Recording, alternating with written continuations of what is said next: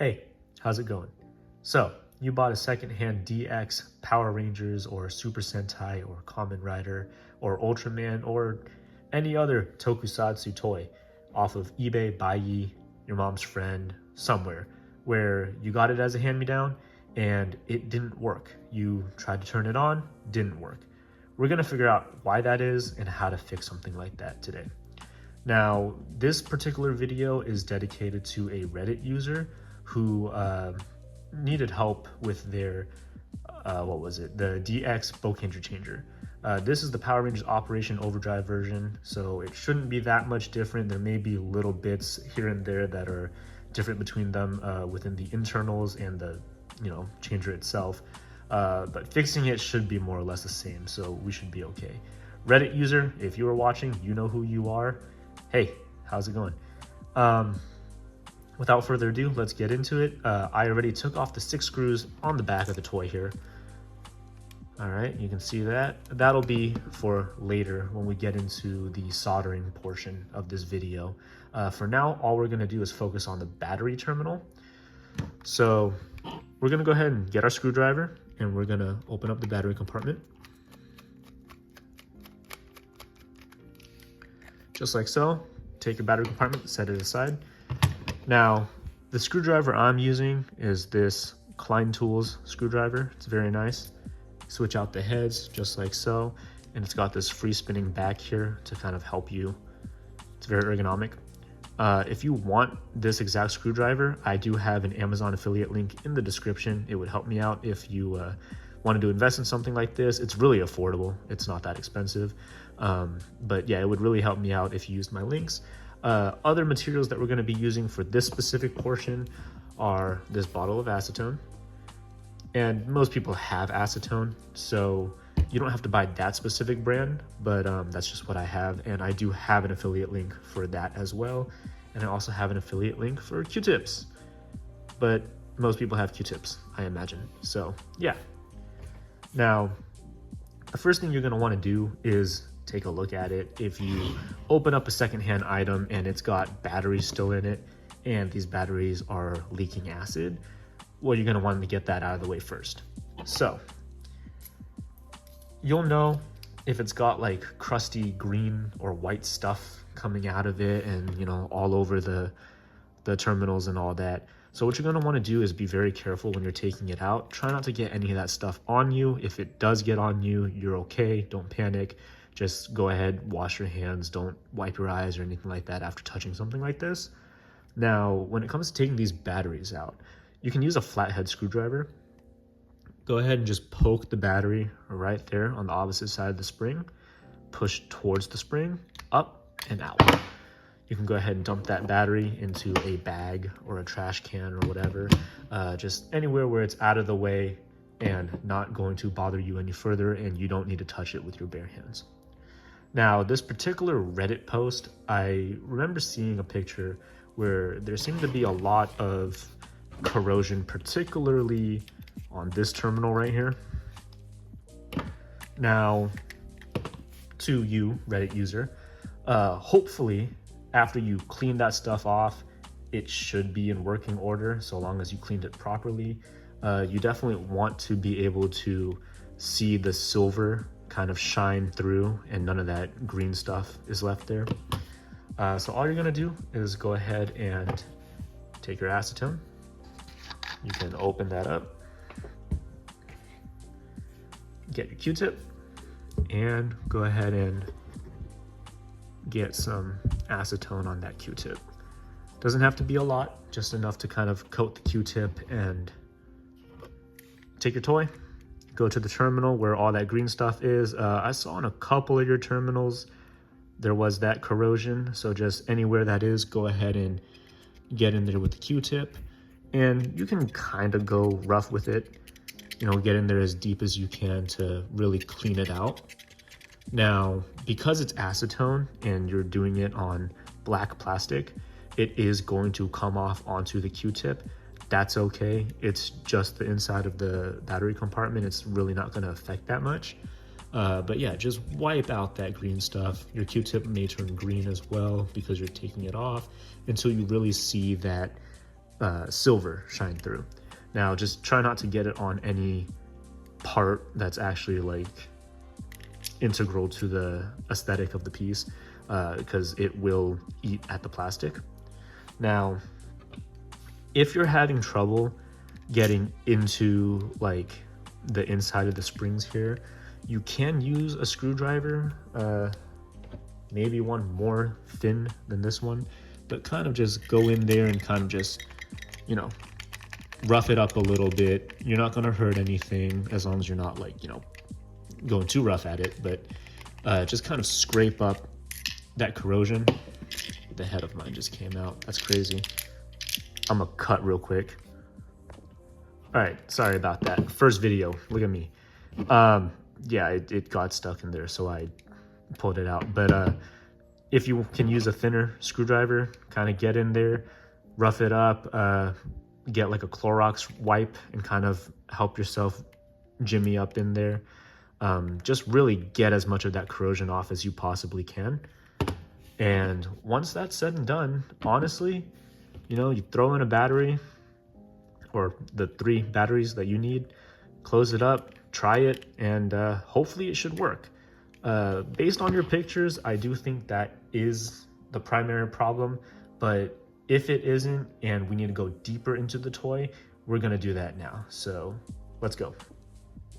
Before I get into the soldering, I should make this as clear as possible, even if some things are very much common sense. When you're wiping it, also wipe out these flat ones, just like that.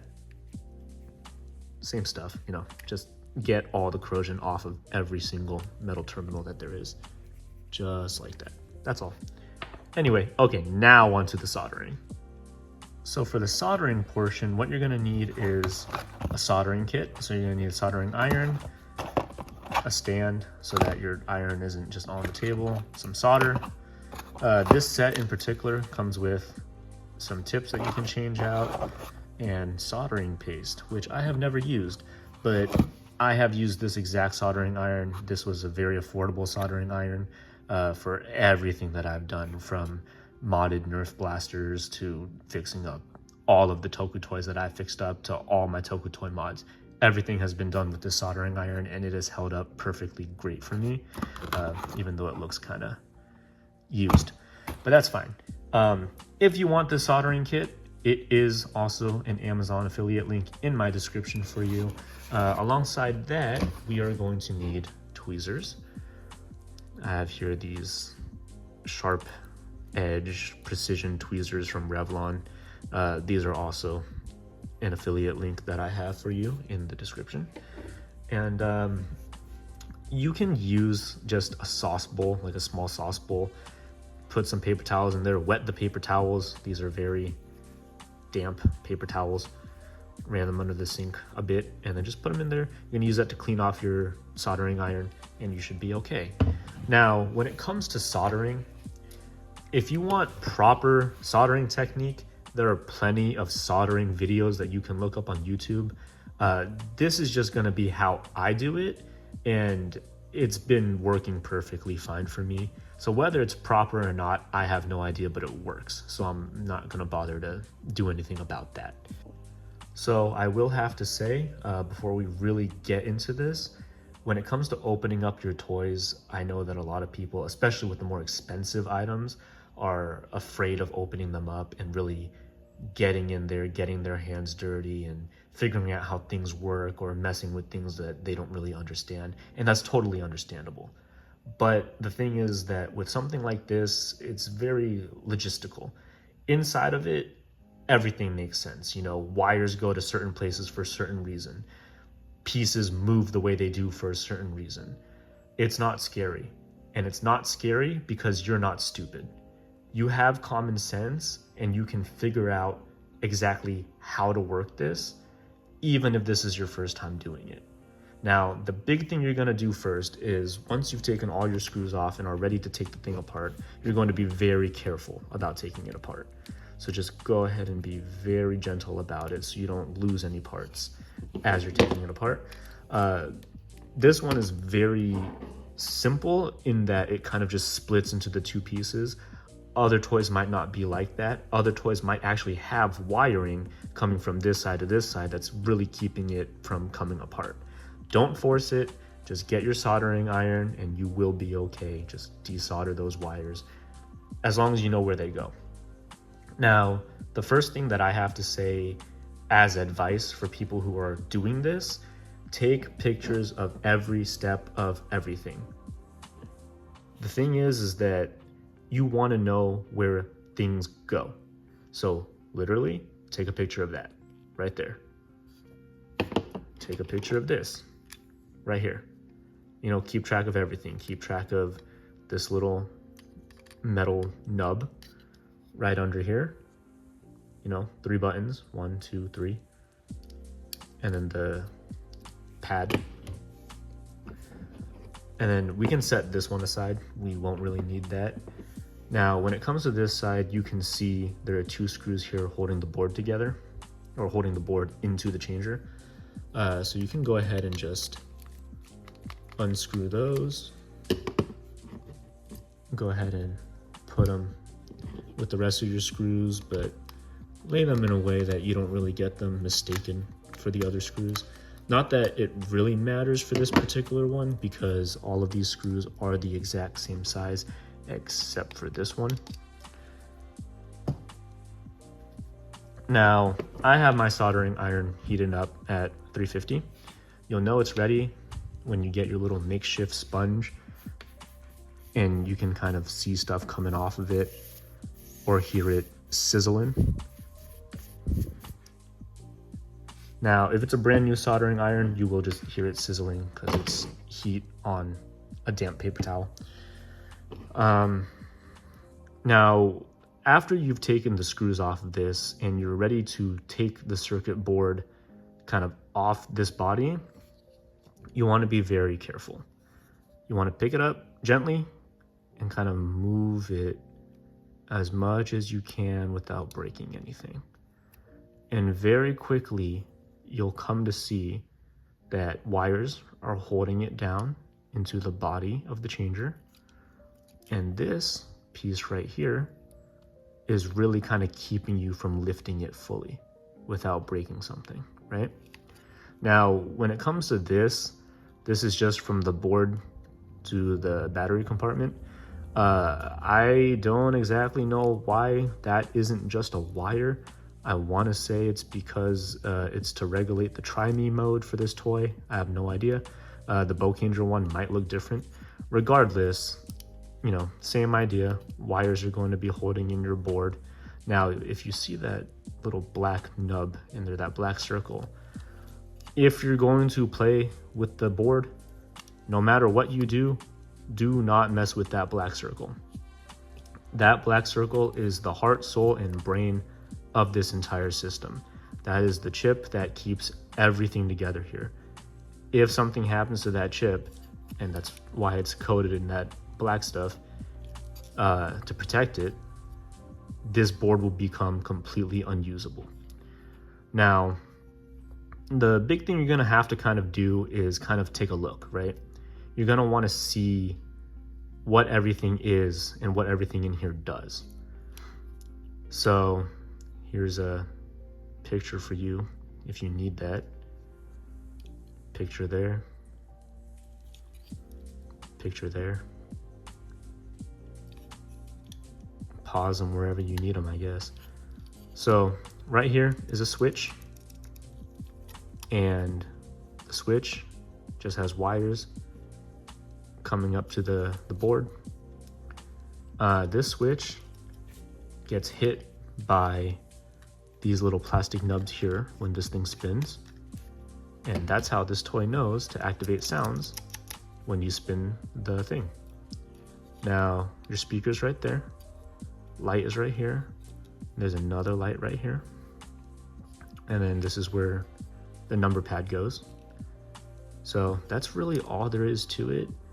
Really just keep track of where these wires go, and you should be okay.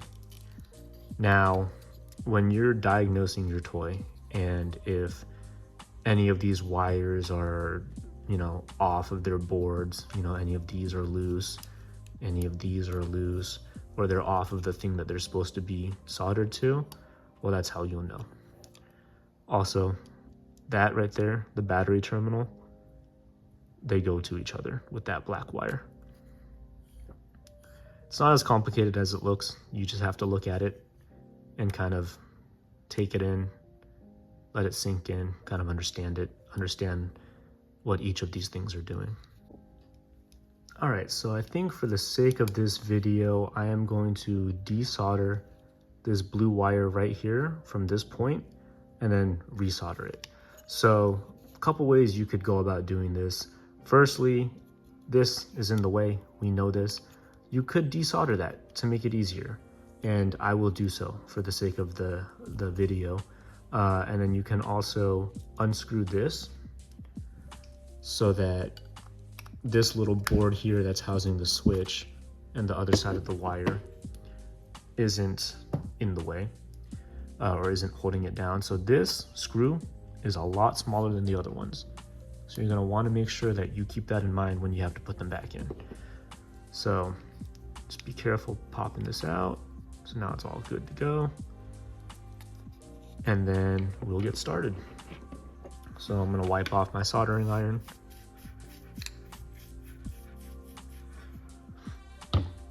And then I am going to take my tweezers and I'm gonna hold on to this thing and I'm gonna go ahead and just place my iron there and it should pop right off. You don't need to do it more than it needs to be done. Now, as you can see, it's completely loose from that thing, and we'll just solder that back on after we're done here. So now we're able to kind of open this up a little more, and we can see, if you want a picture, more of what's going on in here. That right there is the on and off switch. Oops, dropped it. And then we'll just go ahead and grab this with our tweezers. The reason why we do this is because when you solder copper wires, it can get very hot because it's metal and you can burn your fingers if you're touching it. So just go ahead and touch it right there and it should come right off. Just like that.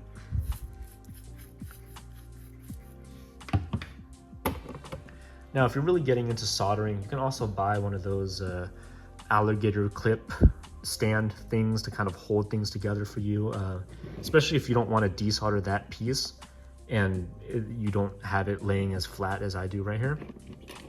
I'll put one of those as an affiliate link in my description as well, so you can go ahead and purchase that if you need it. So the first thing I'm going to do is I'm going to take this wire and we're going to take a look at it. So the one thing you'll notice is that it's silver instead of that copper color. This is called tinning. So if I almost make a mistake, because I'm not professional, if I try to kind of solder the solder off of that wire. So basically tinning is just when you pre-solder your wire. It kind of makes it easier when you go to solder it down, so you're not holding like 3 things at one time. So I'm basically just melting that old solder off of it. You don't have to do this. This is just a demonstration for when you have wires that are copper and are not tinned. Just be really careful with it. It's hot, so it's gonna burn some of that rubber coating.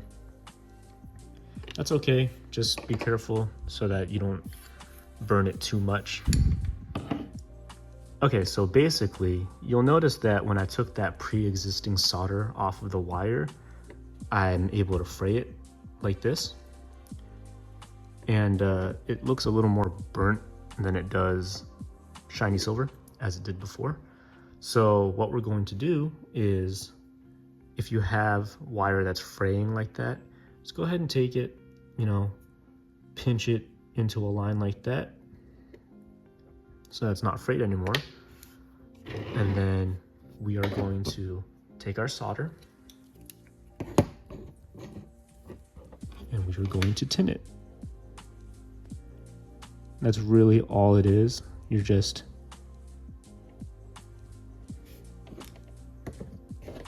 melting solder onto it to coat it. And then just wipe off that remaining solder. All right, now you can see it's got some of that shiny silver back on it since we tinned it. So now what you're gonna do is get some solder on your iron, just like that, a little bit, don't need much. You're gonna place your wire right where it's supposed to go and just kind of glue that wire down with the solder. Is it the most beautiful looking thing in the world? No, but it's on the inside. As long as it works, it works. Now you see, soldered in there. So now we just have to put it back together. You're gonna take your board, move it back where it belongs.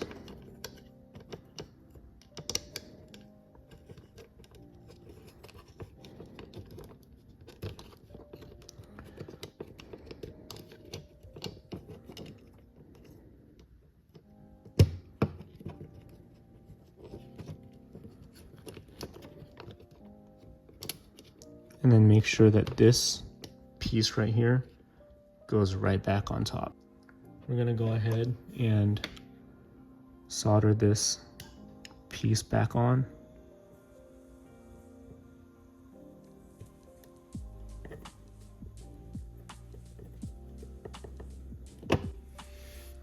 Just like so. Make sure that it's on there.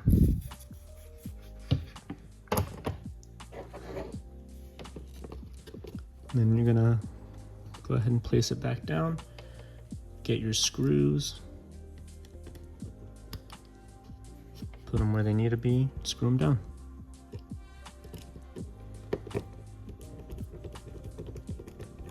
Don't over tighten it. You don't wanna strip your screws or have the screws cut into the board, because it is metal. Get the mini one.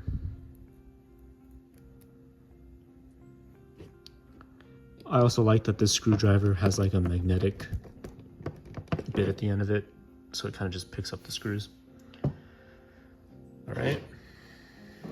Now, for the most part, this piece right here doesn't have anything that'll fall out.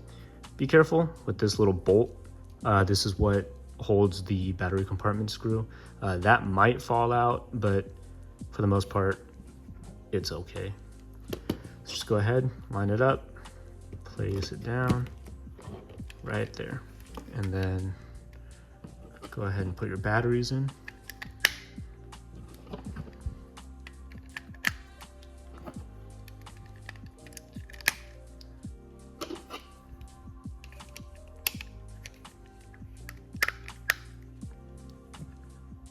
And screw it in. Now, big thing before you start, putting all the screws back in, test it.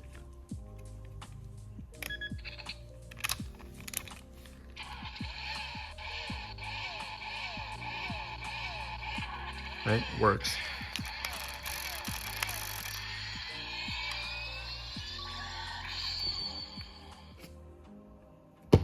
There you go.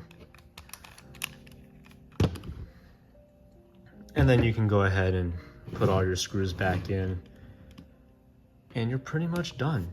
So basically, at the end of the day, when it comes to soldering, just be careful, do it in a well-ventilated area and know where your wires go. Any wire that looks like it isn't in its place, maybe it came off, you can reference the pictures, you can reference the video, we now have the internals of this thing on the internet. So feel free to reference that. If it is a specific problem, for example, say the speaker is either crackly or isn't making noise, but you know you have fresh batteries, you know that it should be working and everything else works, you look for the wires that go to the speaker. I forgot to turn it off, and I forgot that it did that. That's not annoying at all. Anyway, like I was saying, you look for the speaker, you know, where's the speaker, what wires are going to it, and where are those wires going in correlation to the board. Same thing with lights. Same thing with specific sounds, you know, each sound that comes out of the toy corresponds to a specific wire. If the sounds that are supposed to come out when you spin the thing aren't coming out, look for the wires that go to that switch. Where do they go? See what's going on. You might need new wires. It's all situational, you know, it's not anything that I can cover just in one video. But at the end of the day, don't be afraid to tinker with it. That is the biggest thing. If you want to fix your stuff, don't be afraid to tinker. And that's it. Reddit user, I hope this helped. Anyone else, I hope this helped. If you want to show your appreciation to me, would love it if you got some stuff using my affiliate links, or you can check out my Etsy shop right there and buy you some bracelets or other stuff that I might have on there. I don't know. I don't know when you're watching this video. I might have new stuff. But, you know, thanks for watching, and maybe I'll see you again. So it didn't really need to be said, I don't think, but I'll say it just in case, because this is an educational video. Remember to turn your soldering iron off when you're done with it. You don't have to turn the temperature dial back, but I mean, I just do. Put it on the stand, let it sit, let it cool, test it on your damp paper towels every now and then to make sure that it's really cooled down before you store it or put it wherever you want to put it. With that being said, I do apologize if I sounded congested or breathing heavily during this video. Allergies hitting hard, man. I don't know what to say other than that, but yeah, all right, cool. Have a good day. Bye.